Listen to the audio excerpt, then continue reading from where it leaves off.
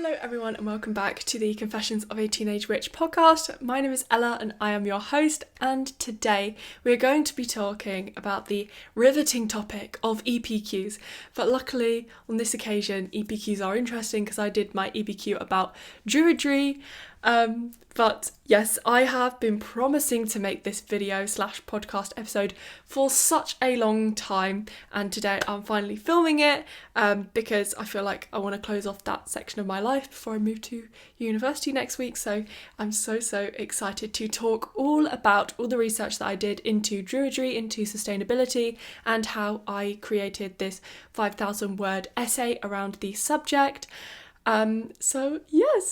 So make sure that you are relaxed and ready for the podcast episode. Remember, you can also listen to this on Spotify and Apple Podcasts. So if you want to go out for a walk, you can also listen to the podcast and just have it in your ears, or you can watch it video version like you are doing for the people who are watching it right now. I forget that people are going to be listening to this on audio as well.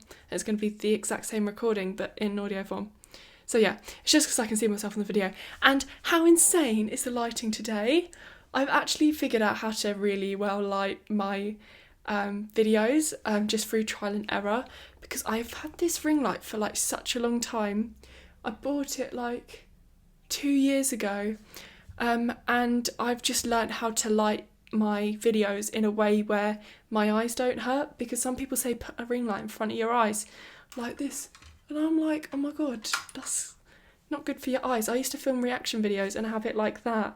I'd just have a headache afterwards and feel like I was going to be blind by the age of 20, because I was literally like sitting there for like an hour with just like bright white lights. And I see people on like documentaries talking about how they are an influencer and they have like these bright white ring lights, and I'm like, that can't be good for your health. But anyway, so yeah, I've lit the shot really nicely. It looks really witchy. So yes. Anyway, so let's talk about our kind reminders. So kind reminders is this little section I have at the start of the podcast where I remind you guys to think about your mental health, your physical health, and your spiritual health. So make sure that you're going on your little nature walk this week. Make sure you've drunk enough water today. Make sure you've had some little fruit and you've done something for yourself today. Maybe do some gratitude journaling when you have a spare minute. You could start a little gratitude journal in your phone and just write like a couple of things you're grateful for every single day. You could text people and say how grateful you are to have them in your life, just anything like that. So yes, that is our kind reminders for this week. So let's get into my EPQ. So an EPQ is, it stands for an extended project qualification. So it is something that you do in the UK in like the English education system in either year 12 or year 13. I did it in year 12 and I signed up for it when right before I did my GCSEs, because I heard about it from the careers advisor when I was doing my GCSEs, and she said that it was like such a good thing to do. So I signed up for like an informational talk about it, and me and a couple of my friends that I went to secondary school with, we decided to sign up with it because we were staying on to the same school to do sixth form, so it made sense. So yes, we added it to our list with our subjects.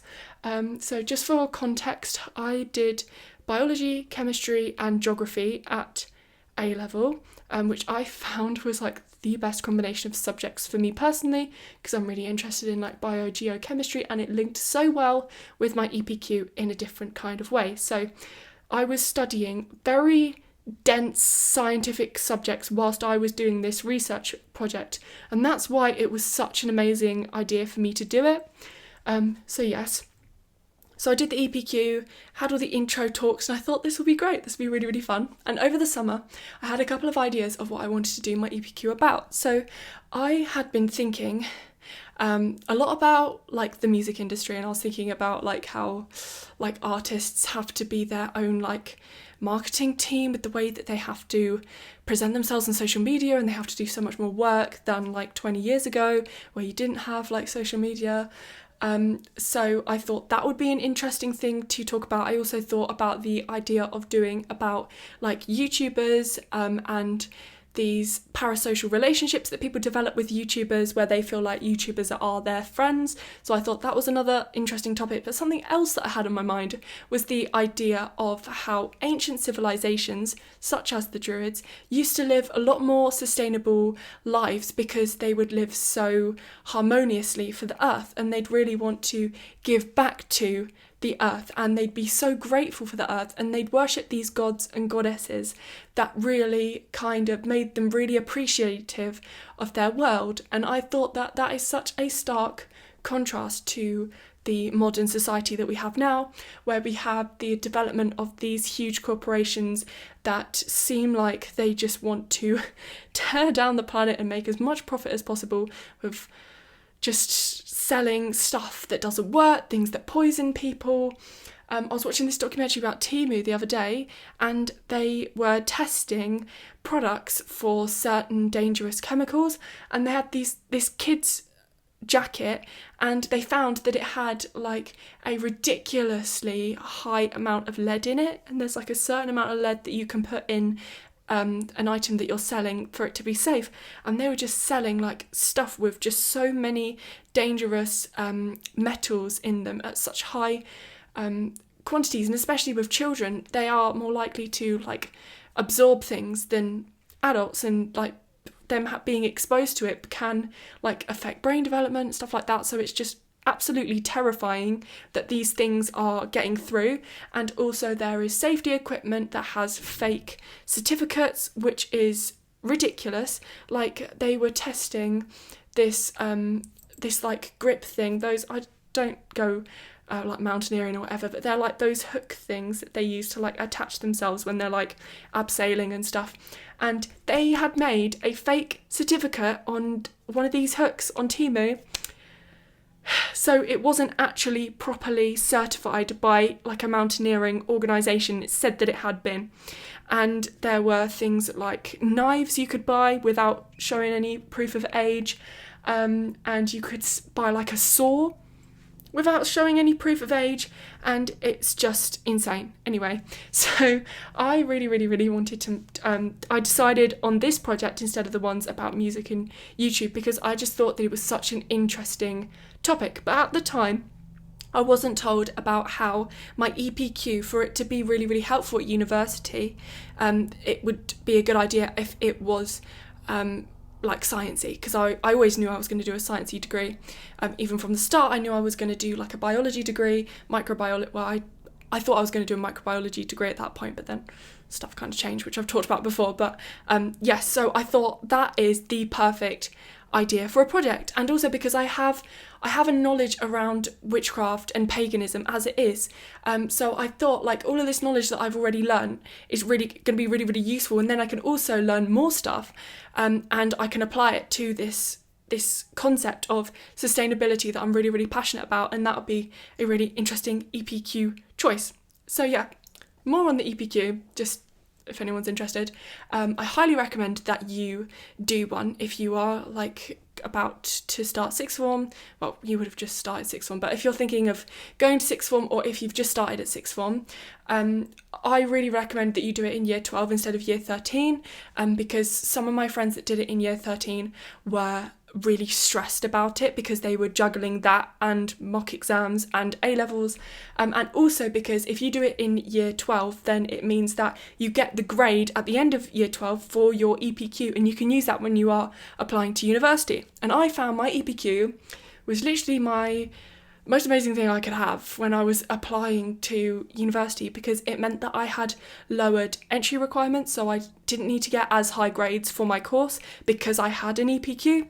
But I had to kind of prove that my EPQ was scientific in a way, but because if I had one that was really not scientific, I don't think they would have accepted it. But I did try and make my EPQ as scientific as possible, but it's very difficult to do that with what I chose. And yes, we're going to get into why it was so difficult for me to do this EPQ later on, but it was it was difficult because, well, I'll just explain now. Druidry is so under-documented. Like, the Druids as a civilization, when they existed hundreds and hundreds of years ago, they didn't write anything down because there was, like, the Romans and stuff like that. So they didn't want the Romans to be able to, like, read the stuff that they had. I think they did have, like, some languages. They'd write stuff in some way, but it wasn't really preserved. There's not really a lot that we know about the Druids. All we know about the Druids is through the eyes of Romans, I think. God, it was like 2 years ago that I was researching this, so some of this information might be false, so please don't take anything that I'm saying in this podcast episode as true. Please go and research it. If you're going to use it anywhere, or if you're going to trust what I'm saying, please go research it. Literally with anything I say on this channel, I am not qualified to talk about this sort of stuff. But yes, so this is just what I remember, but it could be false. But anyway, from what the Romans saw, I think people like Julius Caesar and stuff, they'd write it down in books about the Druids, and they would see them as like these kind of like barbarians, and they would like sacrifice animals and stuff. But because they were like this different civilization looking at this other civilization, they had kind of like a warped perception of them. They didn't really understand them fully because they were like from two different countries. They didn't really know. So yeah, that's really, really interesting. So we know a couple things about the Druids, but we don't know a lot. But then we also have modern Druidry. So there are a lot of Druids around today in lots of different countries. There's quite a big group of Druids in the UK. You have the Order of Bards, Ovates and Druids. There's also a big group of Druids in North America and probably loads of other places in the world. But yeah, it's very, very good if you want to get really, really trusted information, or you want book recommendations. Definitely go and look at the Order of Bards, Ovates and Druids. They know what they're talking about, and they also have like a course that you can sign up for. It's like £20 a month, and they send you magazines, and you can kind of learn about Druidry through that way, which is really, really interesting. But you definitely don't need to join the Order of Bards, Ovates and Druids to learn properly about Druidry. But yes, so I started learning about Druidry. I thought it was really, really interesting because I had only ever learnt about like Wicca, paganism. So I thought this is a new topic. So this is a perfect thing to make my EPQ about specifically. So yes. So yeah, as I was saying, a lot of the information, there's not a lot of like trusted information that you can like reference in your essay and it be really like, yeah, this is trusted stuff. Like, you have to say this was what was believed and stuff, because it's a really difficult thing. It's not like I'm doing a scientific paper where one study suggests that this, one study suggests that, and then you kind of weigh up like the different things that could have affected the results and stuff like that. It's not like that. It's completely different. It's a very, very different kind of essay, and it actually drove me mad at the end because of how difficult it was to write it. Because firstly, with the amount of information that I had gathered, I had so much that I wanted to say, and I only had 5,000 words. I could have written easily 10,000 words, maybe more, on the topic because of the way that I write. Like, I'm very lucky that I am someone who is naturally, well, probably not naturally, just because I love writing. I've gotten good at it over the years, and in school they would make us write so much, like creative writing, that I got really good at it. So I was very lucky that, like, me as a person, I'm really naturally good at research and writing essays and like bringing information together. So I could have easily written tons. I could have written a whole book on it because I just can write stuff. I'm very, very lucky like that. But anyway, so yes, it was really, really difficult because the amount of stuff I wanted to say. It was difficult because of referencing stuff and finding links to back up what I wanted to say. And then also you have to say how trustworthy the sources are. So you have to look at the author of the source and say like how much experience they have, what they've studied, do they know what they're talking about, and stuff like that. And that's why doing an EPQ is so good if you're going to university, because when you go to university you will have to interpret stuff like this in this way, and it's completely different to everything you've done in school so far, and some people find this hard to adjust to in university. So it's so great that if you can do an EPQ in sixth form, then it is preparing you for all these skills that you need for university, and writing long essays and stuff. So yes, so it did drive me insane because I just wanted to write so much, and I was literally like staying up till 4 a.m. trying to write because I literally couldn't sleep because I was so stressed about this EPQ. So I had to do it in the middle of the night because I just could not stop thinking about it. And I only had till March. I had from September till March to write the whole thing and research it all. And I was juggling adjusting to my new subjects. So it was very, very stressful time. And I also had a very bad chemistry teacher at that point for all of that time. So I was juggling that. And also I was juggling my part-time job, which wasn't easy. So that whole period of year 12 was just very problematic, very difficult. So yeah, but it was fun, and I am so grateful that I stuck with my EPQ because there were so many people, like ridiculous, so many people who dropped out and they didn't finish their essay. Some people got so close, some people just dropped out at the start because they couldn't be bothered with it. But if you start an EPQ, like definitely finish it. It is literally the best thing that you can do in sixth form because it just helps you so much. It's literally worth half an A-level, and all you have to do is research it in your free time and just write a 5,000 word essay and then write loads of information about how you got your data. So yeah, I was very, very happy that I got an A star for all of this. And yeah, it was just the most incredible result for all of the hard work that I put in to it because my EPQ was just so unusual. Like I had a friend who did an EPQ about like food preservatives and like chemicals they put in foods and how dangerous they are for your body. There was another person who was going to do one about like body language. There was another one who was doing ones about cars. One did one about folk music. Like you can literally do an EPQ on anything. But yeah, I chose Druidry. Anyway, let's get into the actual stuff that I learnt. So this was my EPQ research notebook, and I highly recommend if you have a project that you want to do to get a notebook so you can write down everything that you did. So Saturday the 24th of September. So when I was beginning my Druidry journey, I bought this book, which is called The Path of Druidry by Penny Billington. She's a member of the Bars, Ovates and Druids, so you know that she is someone who can be trusted, but she is just one person, so don't treat it like the Bible. Because I found with this book, it was very, very good. It was a great introduction to Druidry, and it was very helpful for my research project, but she had a very, like, a specific way of looking at Druidry, which is very, very interesting, but you shouldn't, a book like this that is saying like a specific way of how you do things, don't follow it word for word, because she's just talking about her experiences and you want your practice to be as personal as possible because it's your practice. So yes, so some people reviewed this book and they said that it was very nunnish, like the way that you have to go walking every single day, and that it's very inaccessible for people with disabilities, people with really, really stressful jobs, people who are really, really busy.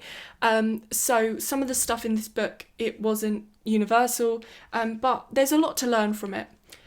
So yes, so there's a lot of like different exercises that you can do in it. There's like visualizations, there's meditations, there's different ideas of different practices that you can do.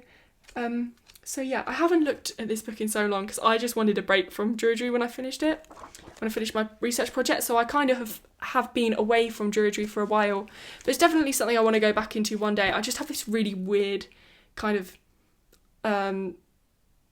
like Druidry thing because I did it for school.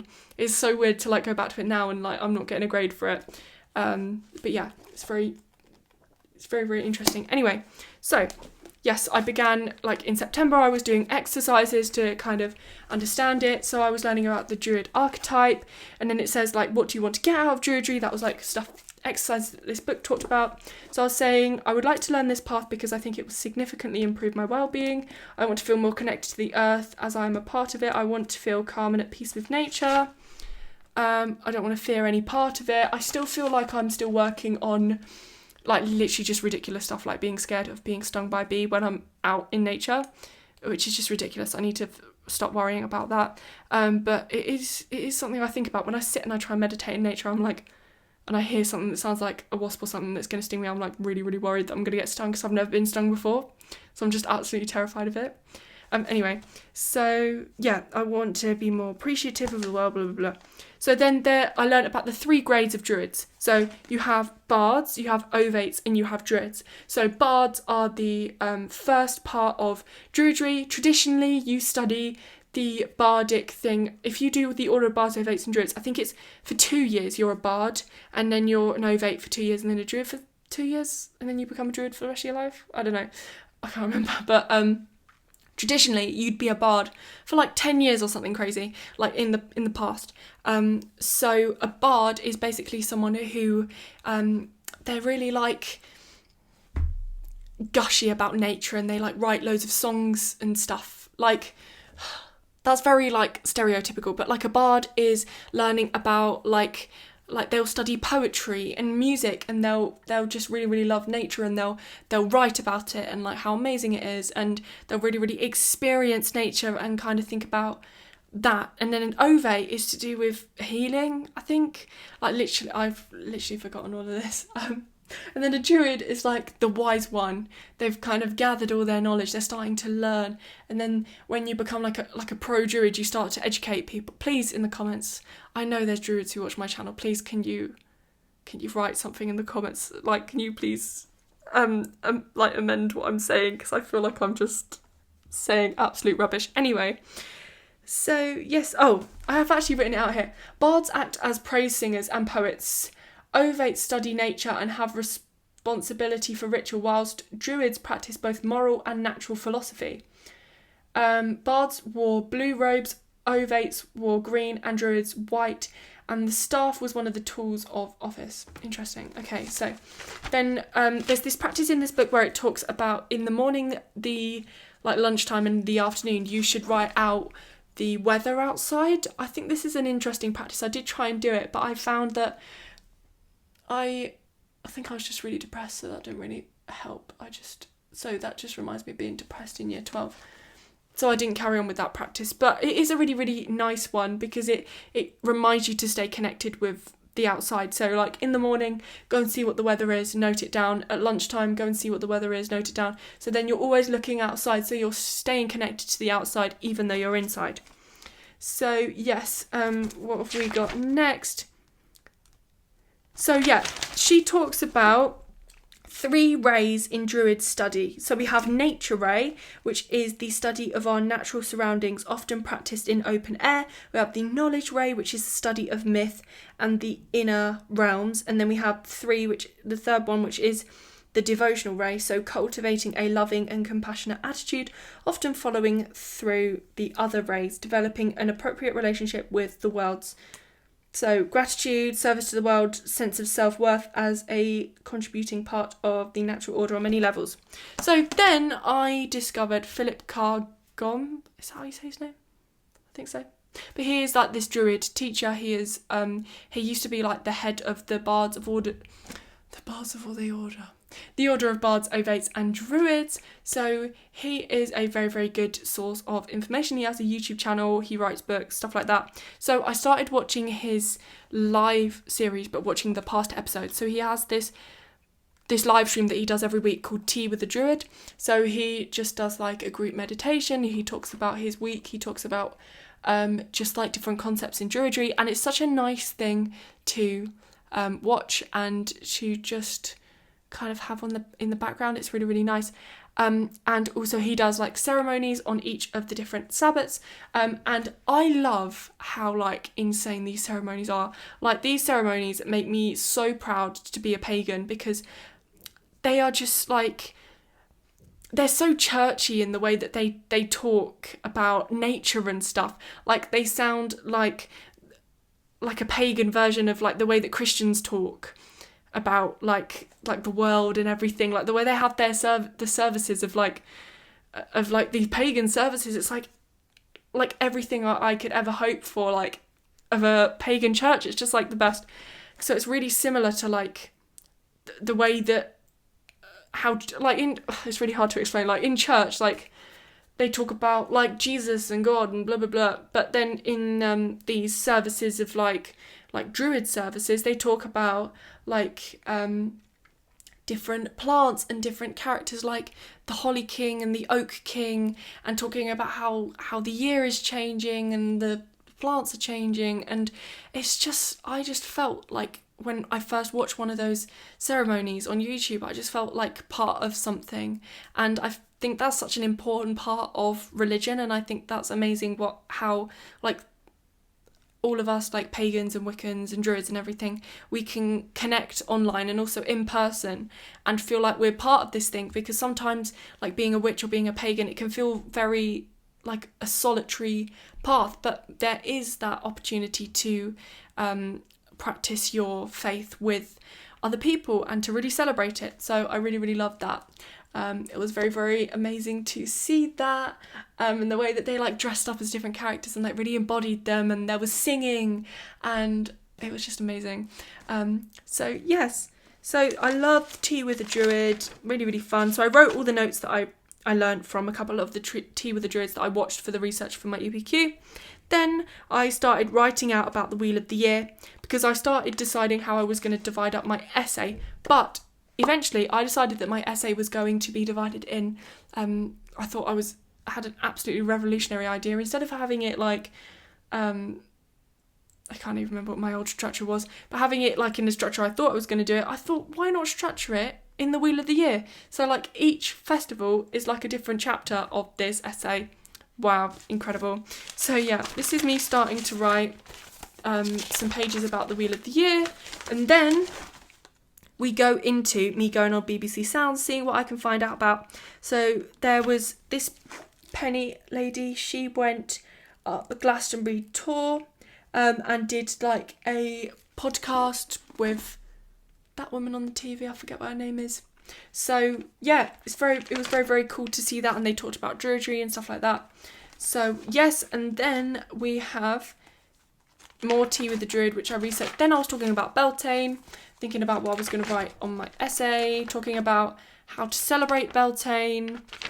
And then I was looking at different things I wanted to deeply research, like the Celtic tree alphabet, the different sabbats, blah, blah, blah. And then, yeah, I was writing about the history of stuff, working with plant spirits, and that's all of my research. I was writing about gods, different festivals. My favourite documentary of all time, Kiss the Ground, even came into it. So yeah, let's move to my actual essay, and I'm going to be talking about all of the different parts that I talked about Druidry and sustainability. So yes, so my big idea with this whole project was if we had more people adopt druidic mindsets, so more people being more appreciative for the earth, more people knowing about different Celtic gods like Brigid, like I literally can't name any other ones, then we could have like a better world. Because if people knew about these different gods and they acknowledge these different festivals, then people would be want to be more sustainable, because they would feel more grateful for the earth, so they'd want to protect it. So that's what my whole argument was if we educated the world about Druidry and also about paganism, but I centred it around Druidry because it had to be a new research topic, it had to be specific.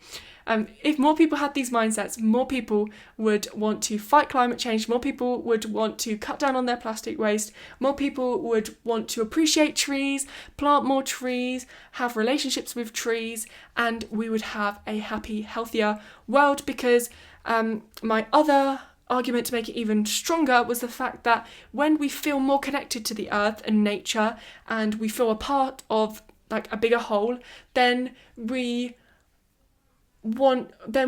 have a better mental health overall. There's been so many studies into how like the colour green is so good for us, and how there are chemicals secreted by bacteria that you smell when you're out in nature. I think it's called geosmin.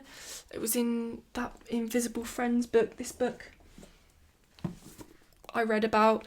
So when you go into nature, that naturey smell is so good for our mental health, and it's also good for like our immune system and stuff like that. So yes, it creates this amazing knock-on effect, and it creates a more sustainable generation and society. So then that made this channel so much more important, that I continue to talk about witchcraft and paganism and also about sustainability, so that my channel can hopefully reach all of the witches and the pagans and the druids and everything that I want it to reach, but also reach regular people who just want to learn about sustainability and want to learn about a more magical way of living and a more nature aligned way of living. So yes, anyway, let's have a look at my actual EPQ. So I've got it in front of me.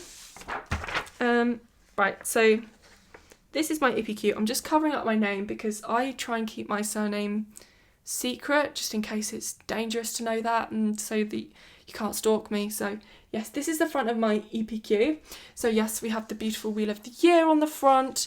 As I said in my video, which is not actually out yet, one of my videos, the candlelit room tour that's coming out soon, this beautiful thing, I handed it out when I did my presentation about this, because once I did all of this I had to do a presentation in front of my EPQ class, which was so fun, but I literally didn't sleep the night before, so I was running on one of those really awful coffees that you get in the fridge section and they make you really jittery.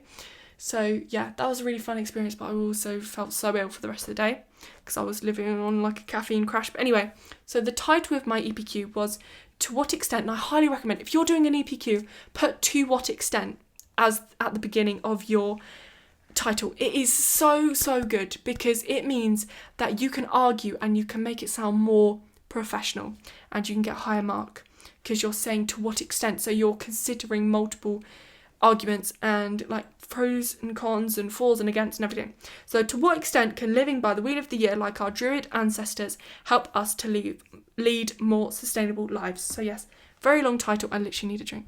Very long title, but very worth it.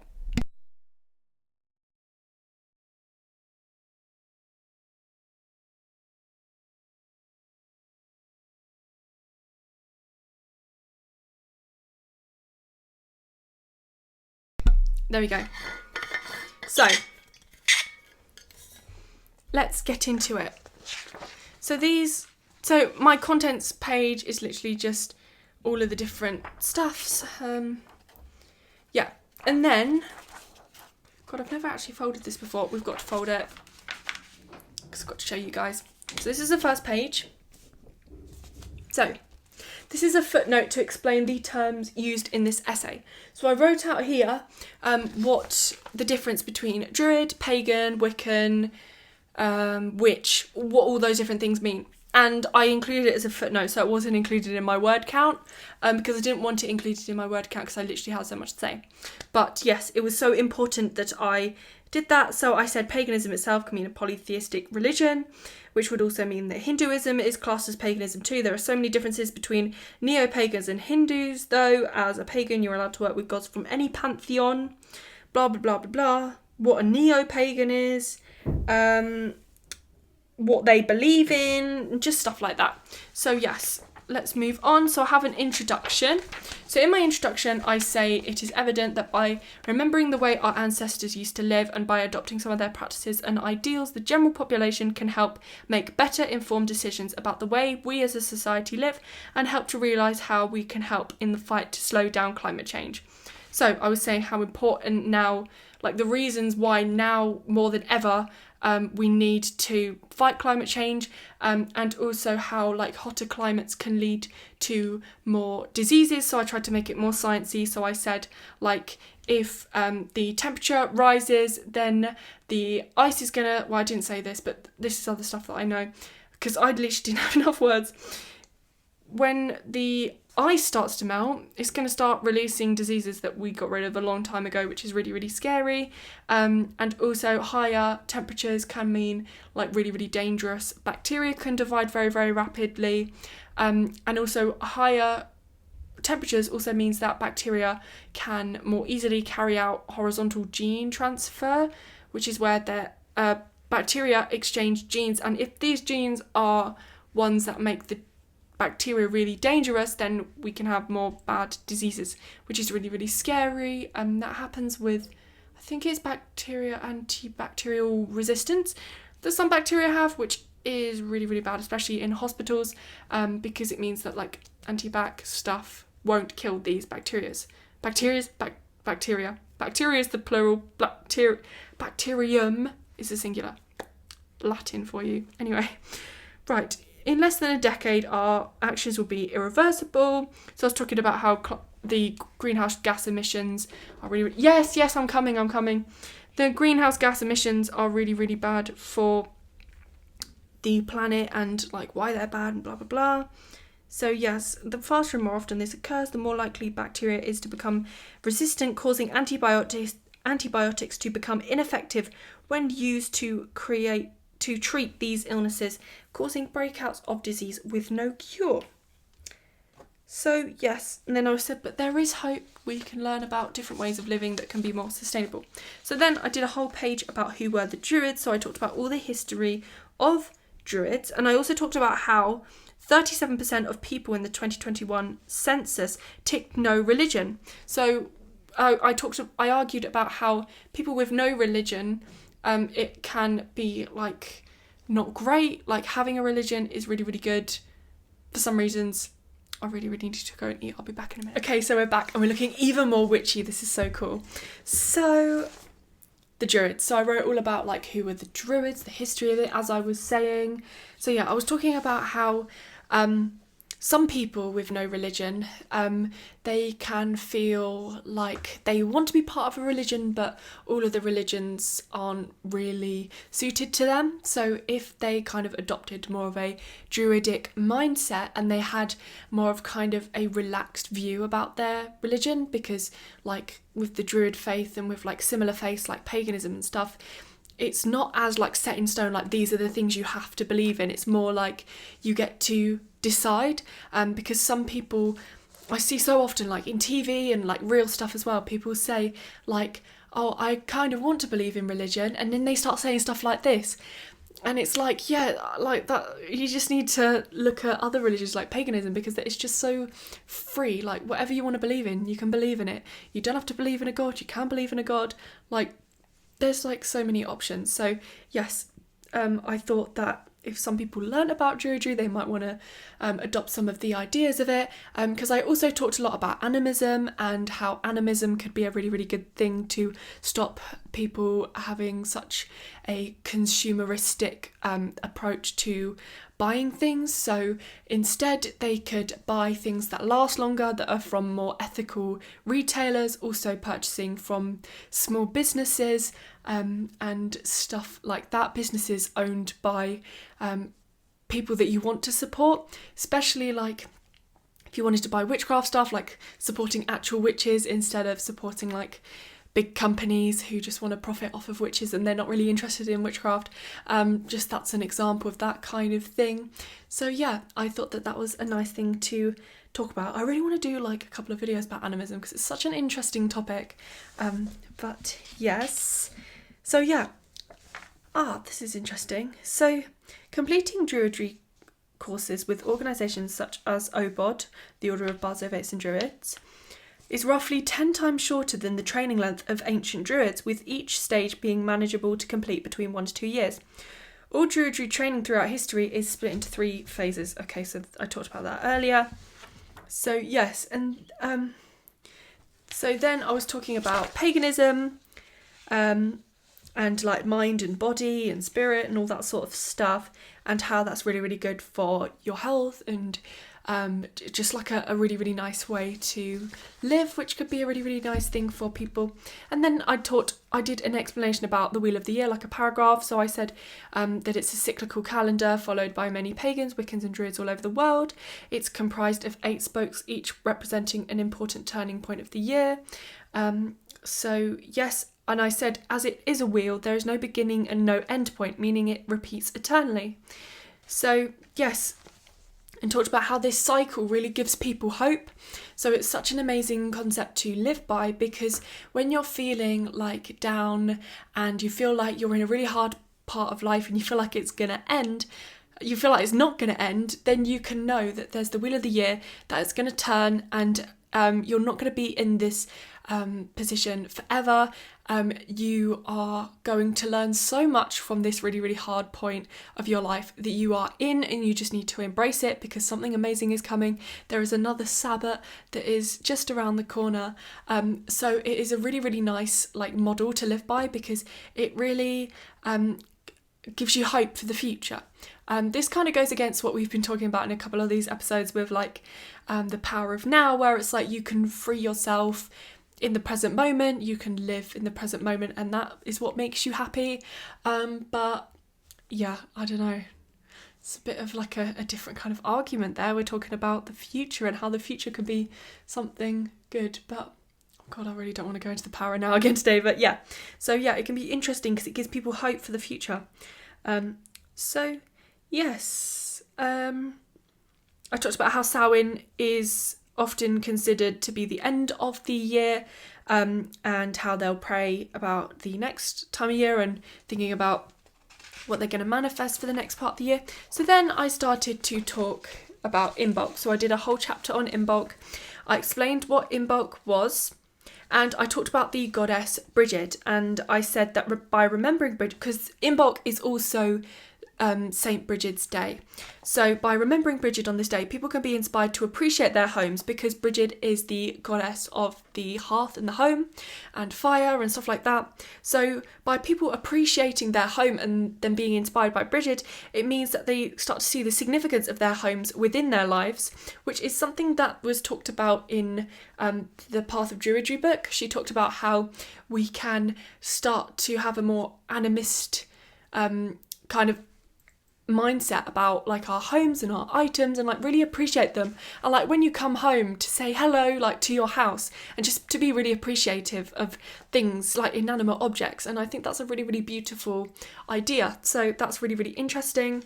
So it says that this promotes sustainability, as gratitude causes people to be less wasteful and to only keep belongings that hold joyful memories, which should be a top priority. As the average American home, and I got this statistic from the Minimalists documentary, the average American home contains 300,000 items. 300,000! That's insane. So yes, I was talking about that. So I was saying druids aren't consumerists or materialistic. So yes, then I started talking about the textile industry specifically and how damaging this can be to the planet, especially with their offcuts of plastic, their offcuts of fabric, and how there's so many things that don't sell. There's also lots of hazardous waste in factories, and also sometimes unethical treatment of people who live in these different places. Like I studied Rana Plaza in my geography A-level, and how all of these, this factory in Bangladesh, I think it is, it wasn't built to the proper building regulations. So these machines that were manufacturing textiles for the whole of the world, for like companies like H&M, I think, the machines were like buzzing and they were like vibrating, and it made the building vibrate. And over like a period of time, because this was happening so much, it loosened the foundations of the building, and the building collapsed. And it really, really sadly meant that a lot of people who worked in the factories lost their lives, especially like young people, young women, and it's just absolute tragedy. And that is a result of the throwaway fast fashion industry. It's really, really sad.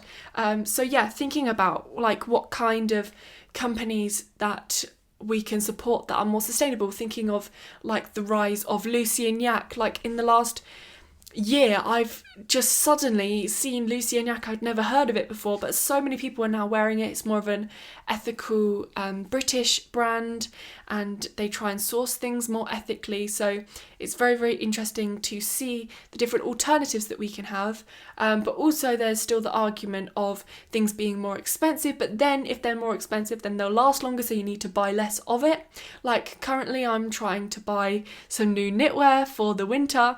Ideally I'd like to knit my own, but I can't do that yet because I haven't learned how to knit, but I want to invest in a jumper that is going to last me, that is good quality, that isn't itchy, and that isn't going to get all stretched out. Like all of the jumpers I get, they either go all stretched out or they shrink, because literally the only jumper that I have right now is one I bought in Barcelona like 5 years ago, so I seriously need a new jumper. So like buying a jumper that's going to last and stuff, but it's really, really hard because sometimes you spend more on a jumper and it looks like it's going to be better quality, but it's still the same quality as one that would be like £10, so it's crazy. But yeah, anyway, so yes, I talked about at our current rate by 2050 more than 25% of global carbon emissions will be as a result of making textiles. So that's why it's so important to do vintage and do thrifting and stuff like that, because there are so many clothes already on the planet that are still great and they're still really good condition that we can wear. So it's really, really important that we try and buy secondhand before we buy new, because it uses so many resources, like even growing the cotton, like the amount of the sheer volume of water that it takes to grow enough cotton for a t-shirt is absolutely insane. And to mix the dye as well, like I can't remember the exact figure, but it will shock you. Like for a singular t-shirt, it's like thousands and thousands of litres of water. It's mental. And you think about, there's people in countries where they don't even have enough water to drink that's safe to drink, and yet we are buying tons and tons of t-shirts and having really, really cheap t-shirts that are taking so much water to produce. It's just crazy, like the way that water is treated so differently around the world. So yes, and how some people barely have any of it, some people have surplus of it, some people waste it, and how it's so important for our world. And it was so interesting studying in geography like how water is going to become an issue in the future, especially as it's hotter. There'll be more droughts, there'll be no countries needing more water for farming, for industrial processes, for workplaces, for all sorts like that. It's just insane to think about. So yes, I then talked about Marie Kondo and this whole idea of only keeping items that spark joy, and only because I didn't know what else to talk about. But yeah, so you just keep things that you really, really love, and then donate or sell any items that you don't want, so you can reduce the amount that goes into landfill. So yes, by acknowledging in bulk and non-consumerist and materialistic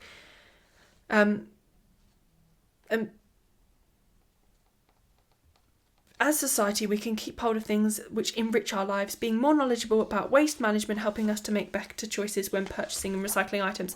Then we move to Ostara. So with Ostara, I talked about gardening and how the practice of gardening and doing a seed sowing ritual around Ostara can be a really, really amazing thing, because it connects you to the planet, and also the whole idea of growing your own vegetables and growing your own herbs and all sorts of stuff.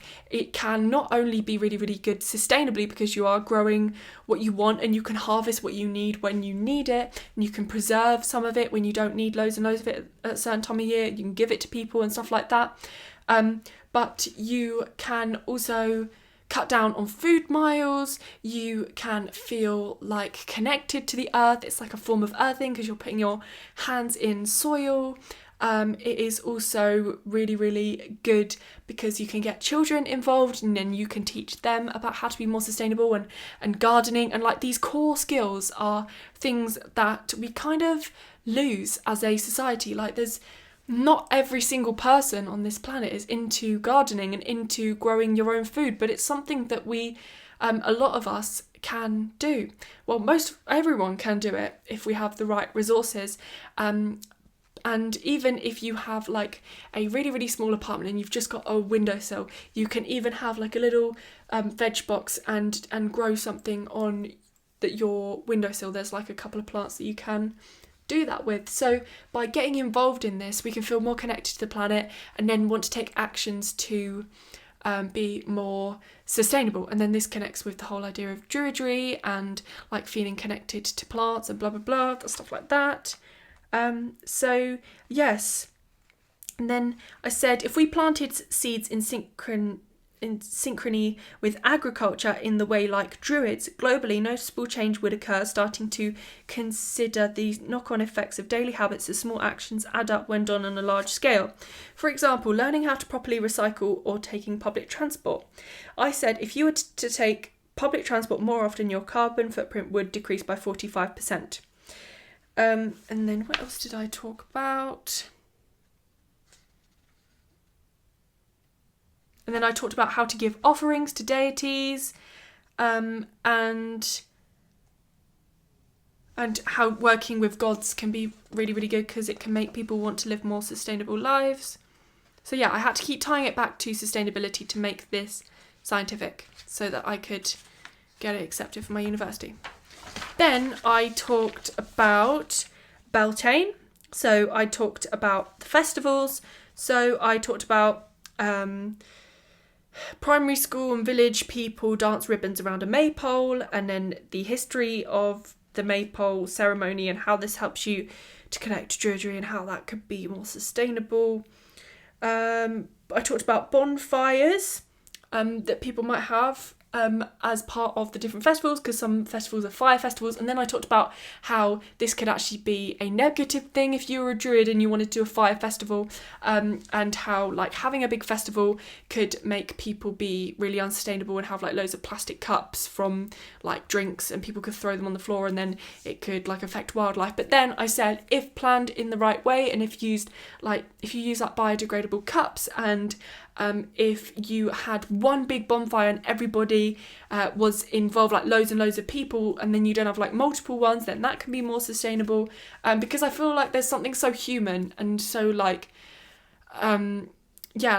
historical about having a bonfire. Like, just because it's not sustainable, if we were to reduce a lot of the unsustainable things that we did, then we could still have events like that, and it would bring us together and stuff like that. So we can still do stuff like that.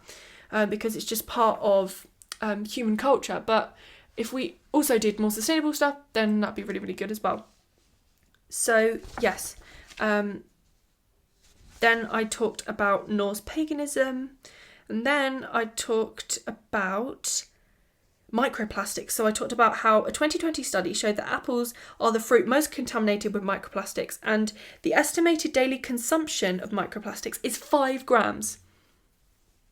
So plastics they haven't found any negative, since our last research, they haven't found any negative causes of, effects of microplastics, but we know that they are dangerous. And we are finding that microplastics are present in every single part of the human body.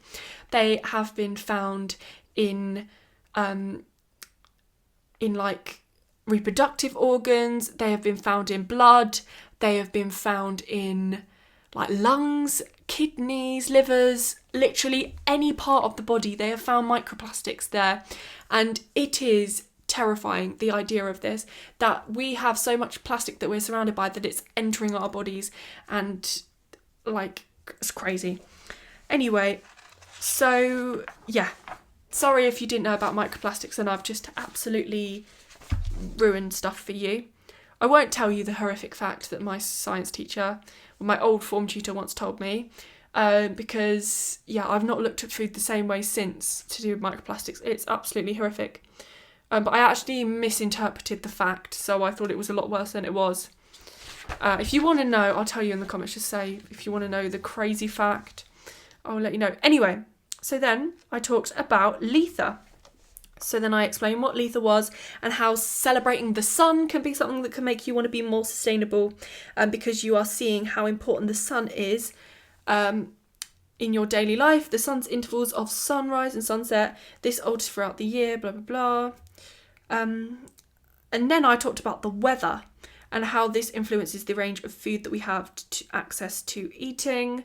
How yield is affected when we have differences in weather. And then I talked about the link with climate change and weather, how we're having really, really strange summers because of the global temperatures rising, so it's changing our climate, and how this is really, really difficult for growing things. Like over the last couple of years, the price of potatoes has gone up crazily. Like if you want to buy chips now, it's really, really expensive, because we are finding it harder to grow potatoes in this country because of climate change and because of the weather is changing. And like last summer, it rained so much. This summer, I feel like the weather wasn't too bad, but loads of people have been saying that the weather this year was really, really bad. So by really really acknowledging the weather, then people can want to be more sustainable because they don't want the weather to keep changing so rapidly and crazily. So yes, then I also talked about, I don't know, what is this bit about?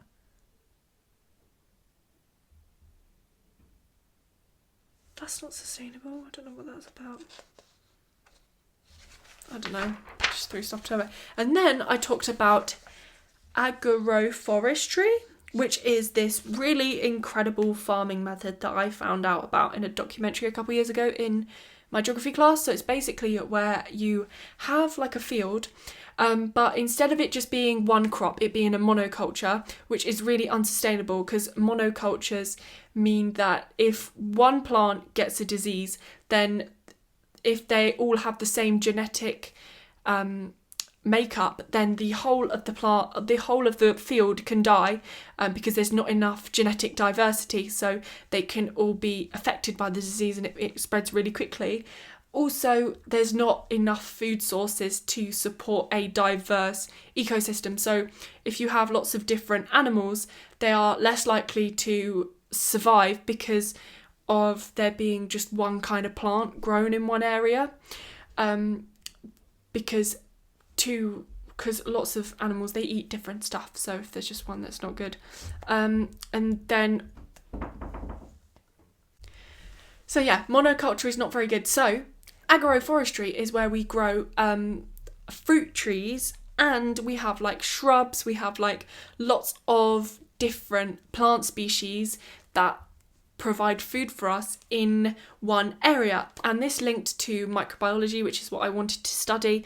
I am still studying it, it's just not my degree title. So by having more diverse plant life, we then have more diverse soil. So we have richer soil, we have a higher variety of bacteria living in the soil. So this is a lot more sustainable because then the soil provides so much more for the plants because there's so much life in it. Like the more different bacteria species there are living in soil, it helps plants grow better, and then that reduces the need for fertilizer because fertilizer is so bad. Like it is ridiculously expensive. I saw on Countryfile about a year ago, like it's crazy how much the price of fertilizer has gone up. But also fertilizer, sometimes when it is applied, it can drip down into the rivers, and when you go for a walk and you see all of the green stuff on top of the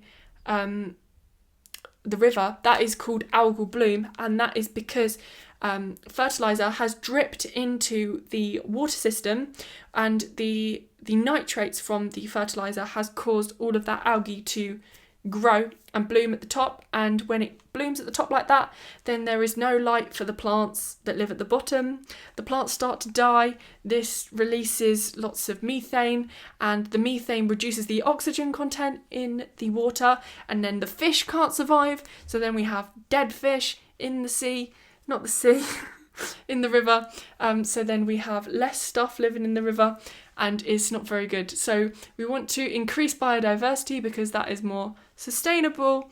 So yes, I then talked about tree appreciation and then linking that with agroforestry and this way of farming.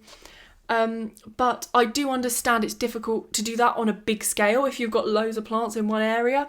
But if we had more localism, where like if you lived in a town, you had like a couple of big fields that then supplied food for the people, and the people were also growing their own food, then this could be a more sustainable way of living. Obviously, everything that I'm saying in this video is like an idealistic society that would be more sustainable. It's obviously not gonna work like that unless it is literally made illegal to live any other way. But yeah, it's just a nice way of thinking about how we can inspire more people to live like that, so then there are a higher percentage of people living like that, and then it can be more sustainable as much as we can be, because we cannot make a perfect world, but we can try and slow down climate change in some way, because it is gonna happen. Like, we have some influence in it, but we still have a lot that's out of our control. There's so many different players in this whole situation. But yeah, this video is getting very geographical. But anyway, so yes. So yeah, I talked about all of that and how you could start working with trees, like in the spiritual sense, and how incredible that is. And it was really, really nice, because when I had my old secondary school teachers read through this to help me and give me any pointers, they said that like they really, really liked the idea of getting to know a tree and like speaking to a tree. So I thought that was really, really wonderful that I could kind of share that. So it just makes you think, like, if I just got like, I had one teacher that I inspired to want to do that. If I can do that for so many more people, that would be amazing. If we can get more people connecting with trees. That's why when you're out in nature, like, don't be scared to go and connect with the tree, because some people might think it's unusual, or they might look at you strange, but they might actually be looking at you like with interest. It might look like they're a bit like confused, but they might actually think that that's really, really cool, and it might inspire them to do that and then make them live a more sustainable life. But anyway, so I then talked about Lunasa, and I talked about walking and how I literally always talk about walking in my Wheel of the Year videos. But anyway, so yes, I talked about when you take things from nature, you must always ask, and you can whisper to the element that you're borrowing from. If you want to take a stone, then ask the element of earth, and if you get a good feeling, then you can take this item and thank the element for its generosity. I also said about building a relationship with the tree before you take things, because like when we harvest food, we just take it. We don't ask the earth, like, is it okay for me to take this food? Or like, if we take an apple off of a tree, we, like, the average person would just like rip the tree, the apple off the tree. They wouldn't ask. So yeah, by asking trees, we can be more like mindful of how we live and how we treat nature. So that's really, really fun. And then talking about daily practice, and then I talked about how it can be difficult for people to have a daily practice if they have like really, really busy lifestyles, or people with chronic illnesses, and stuff like that, or people with mobility issues. If like it is recommended that you go walking every day, some people might not be able to do that, so thinking about alternatives, thinking about having plants inside so you can still connect with nature, or just going and just stepping outside and looking around. Like, it doesn't have to be a full-on walk like it might seem. So yes, and I put stuff like, in a recent study, it was concluded that an hour's walk in nature reduces activity in regions of the brain that are involved in stress processing. So yes, then we move on to Mabon, which is what we're about to celebrate soon. So I talked about divination and spirit work, and then I talked about being inspired to grow your own fruit and vegetables, having an allotment, freezing the food you grow, and enjoying it after harvest time. So then you're... and then I was talking about organic farming. Yes, because I said that by doing this, then you're taking up less space that agriculture has, because agriculture takes up 38% of the whole global land surface, which is insane. So then we can rely less on supermarkets. And then if we started to grow our own food, then possibly it could be a little bit cheaper for food, because there's such a high demand for food. Like, it's really, really expensive, but I don't know that much about economics, so that could be completely wrong, I don't know. Anyway, then I talked about Yule, and I talked about how unsustainable like traditional Christmas is, with like tinsel and stuff, and how following a more druidic Christmas and Yule, then that can be more sustainable. So I talked about real and fake Christmas trees and like the arguments of like a real tree and a fake tree and stuff like that. And something else that's interesting that I learned that I saw in my geography class, we were looking at this graph of energy consumption by day. So we saw the whole year and we saw like how much energy was used by each day. There was like 365 lines going upwards like that. And there was one that had a really, really significant dip. And my geography teacher asked us what we thought this dip was showing. And it was near to the end of the year. And I said, oh, maybe it's Christmas Day. And she said, why do you think this is? And I said, maybe because people are all together and like more people meet up and then they stay in the same house. So then there's less energy being used. And then there's also businesses closed down for Christmas. So there's less energy being used. So we can dramatically see that on Christmas Day, it's crazy, like less energy being used. So we do have the ability to reduce our energy consumption, which can be more sustainable way of living. So yeah, that's an interesting thing to consider as well.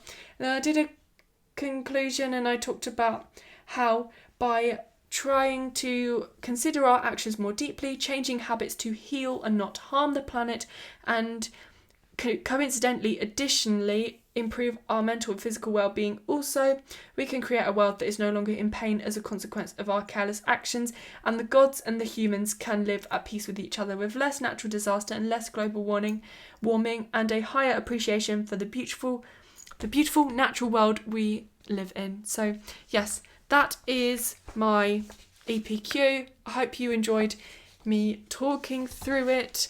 Now we're moving to the second half of the podcast. I really hope you found it interesting listening to me waffle about my EPQ for an hour almost. But yeah, it was a really, really interesting project. I'm so glad I picked the topic that I did.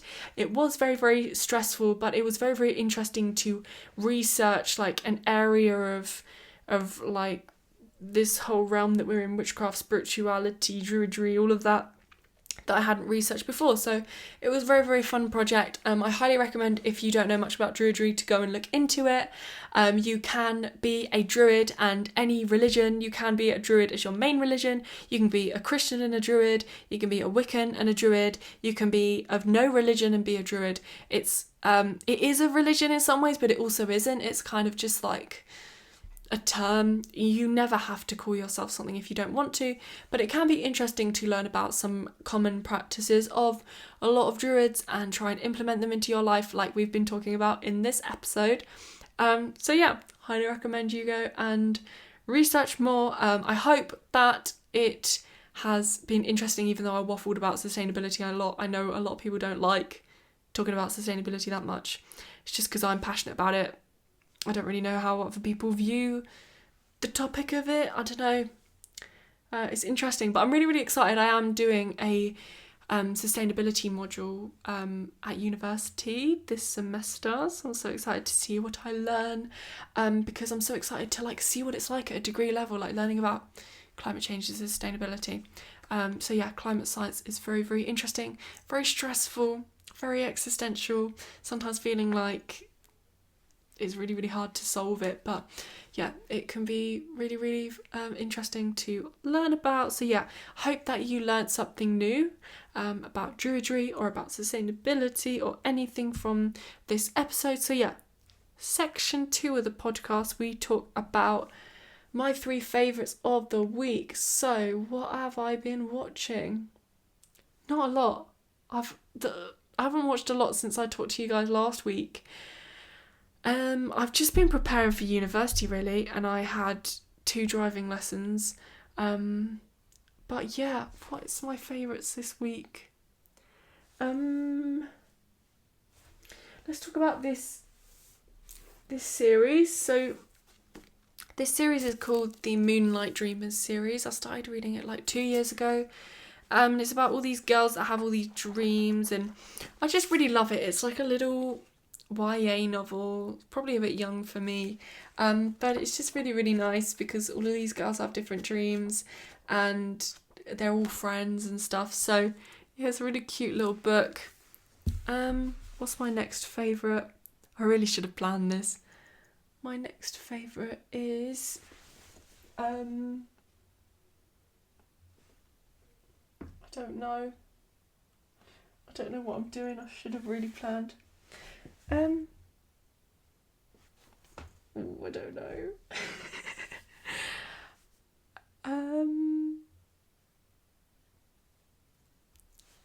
Why didn't I plan this? I don't know. It's this lamp. I bought this lamp for university. Look how gorgeous it is. I'm so excited to take it with me. It's actually lit the video so well today. It looks incredible. I'm so grateful for this lamp. The final thing I'm grateful for this week, we're going to change it to grateful for instead of favourites, because I think that's just a nicer thing to do, because it reminds you guys to practice gratitude, which is one of the best things that you can practice.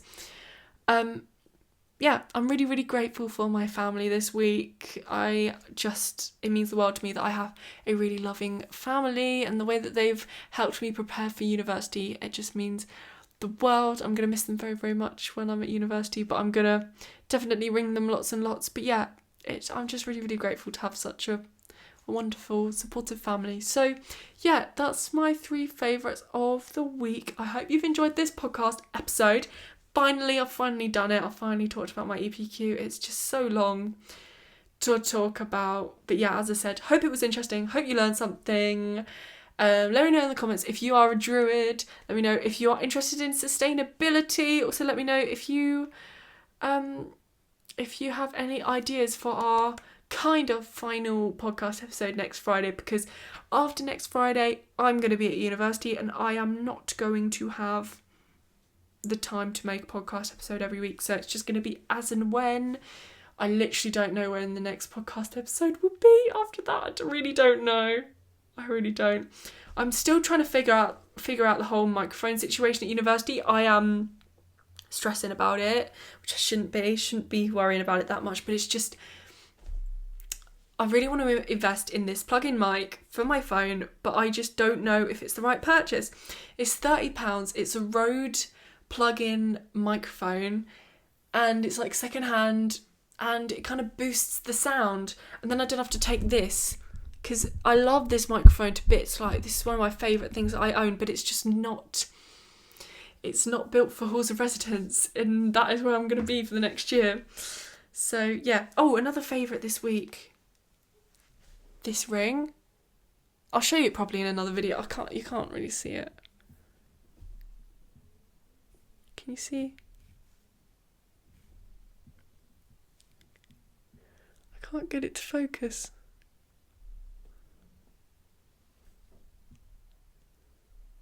No, it doesn't want to.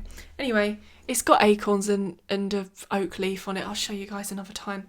But yeah, it is gorgeous. I'm so happy with it. I'm starting to collect some rings, because I literally never wear rings, and I really want to be one of those cool people that has rings. So yeah. The microphone situation, I literally don't know. It's just like, right, I'm just going to have to order that microphone, just hope that it comes before next Saturday when I'm literally leaving. I don't know. We shall see.